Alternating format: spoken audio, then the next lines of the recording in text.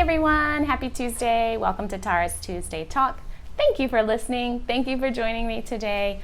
I have just a quick update for you and a little bit of encouragement from my own personal study time that I hope will encourage you. The two are not necessarily connected. So first, the update. If you haven't noticed yet, this week is Identity Mission's 7th year birthday week, and so we're just celebrating 7 years of serving here in Honduras in family-based care with foster care program and the family preservation care program, and we just wanted to give some shouts of praise to the Lord for all that He's done. Throughout these 7 years, there's so many little stories in these 7 years. We've gotten to share some of them, but there's just so many. I wish I had time to go through all of them again and reminisce on just the amazing ways we've seen God's hand. So this week we're going to do a very short version of that with just some quick posts where you can read as well just how many kids together as a team we've been able to support and serve, and their lives that have been impacted, and we just want to celebrate. So I hope you can go read some of those emails, posts, just take a few minutes, they're really quick, and just celebrate with us just all that God's done. And wrapped up in those numbers that you'll see, you know, our real lives of kids that got to go to a foster family instead of an orphanage, got to have one-on-one care, which means they developed correctly, got to stay on track for their development. They got to attach and just have the love of a family, and during that time, and many got reintegrated, were ready and supported to get reintegrated to their families. And then there were some kids that never had to leave their biological family because of family preservation program, where their dad and mom just got supported and walked through to independence. Many of those came to the Lord, started going back to church, and there's just so many things wrapped up in those numbers that I wish we could go through them again, or for the first time. For some, it's just hard to share all the stories, but just know that we are just wanting to celebrate this birthday week with you, because it's because of you, our partners, that have prayed with us, cried with us sometimes, supported financially so that this work can be done. And we just want to celebrate that, because there's great stories in you as well, right? Like how God used you in your church to advocate for family-based care, for other people to support family-based care as well. You've brought people in. Maybe even your heart was changed, or God did some cool miracle thing through your journey in this supporting orphan care and Identity Mission. Same for entire churches.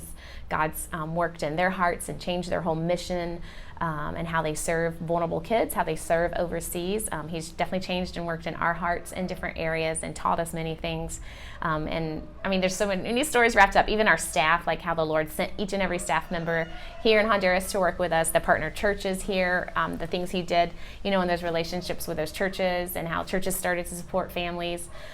Just so many stories wrapped up in those numbers, so that you can see and review this week in our celebration birthday week on social media and in your email. So just want to be praising the Lord, because it's really easy to always be looking at what can we do more to get more kids and families, what can we do to get more families to foster here, to find more at-risk families, to support them. There's always strategy. Right now we're making a recruiting poster to hang up in churches, so that hopefully families can think about it more often, or maybe they heard about it from us a year, 2 or 3 years ago, and just now God's saying it's time, I need you to do this. I want to bless you through this. And so we're doing that recruiting poster right now. So there's always ways to think of how can we serve more kids, how can we grow this program, better this program, so that we can serve even better as well. And I think our minds, especially for me, can go there easily. So I think it's really important that we just take a rest and celebrate what God's already done, knowing He is going to continue to do more and work through us and bring us together for His plan and His perfect work, and that we all have a part to play, but also celebrate what He's already done. And so that's what this birthday week is about. So I hope you have a moment to read that and celebrate with us, of course. And so I also today wanted to share a quick encouraging moment, just because I read this in my devotion today. I'm reading with Jorge. We've been reading Live the Let Go Life. It's so good. Actually, now that I'm at the end, I want to go back at the beginning and start over and read it again. But it does have a little workbook to go with it. So Jorge and I did it together. So it was really cool to grow together in some of these areas. It's all about just letting go of stress, of your worry, because, kind of saying, when we're worrying over it, we're saying, oh, I'm more important in this problem than even God, I'm going to have to worry myself through it or stress my way through it, instead of giving that burden to the Lord, trusting him to work through it or give us wisdom. Anyway, I'm not going to tell you about the whole book. But if you're looking for something to read, especially in a Bible study or with your spouse, Live the Let Go Life book. And then there's a little Bible workbook you can buy with it. Anyway, but I just wanted to share with you what I read this morning, because it was just encouraging and sweet. And it's from Psalm 27:8. David wrote these lines in a beautiful psalm. It says, this is a psalm of David. My heart has heard you say, come and talk with me. And my heart responds, Lord, I am coming. And so I just love that reminder that, he's saying that to us every day. Come and talk with me. And I hope you've had a moment to slip away, whether it's in your car or right before kids wake up or whenever, to get away and to sit and talk to the Lord, and know that he's saying, come and talk with me. And hearing his still small voice is just one of the sweetest things I think we can experience as the body of Christ. And so I just wanted to remind us that he's waiting to have that little chat with us, whispering to our hearts, to come and spend that moment. So that was a sweet thing. I think we just get busy, right? We get so busy, and we forget how sweet those moments are. So I'm praying for you this year. Celebrate the past sweet moments with the Lord and look forward to the new sweet moments, and expect them. Expect to hear his voice. Expect to enjoy that sweet time with him, when you get away and get to talk with the Lord. So that's a quick encouragement, not connected to the update. So we were a little random today. But thank you for joining. Please get on there, grab a moment also to just celebrate with us. Oh, also, I forgot to mention, a part of the celebratory week, we've designed a couple new t-shirts.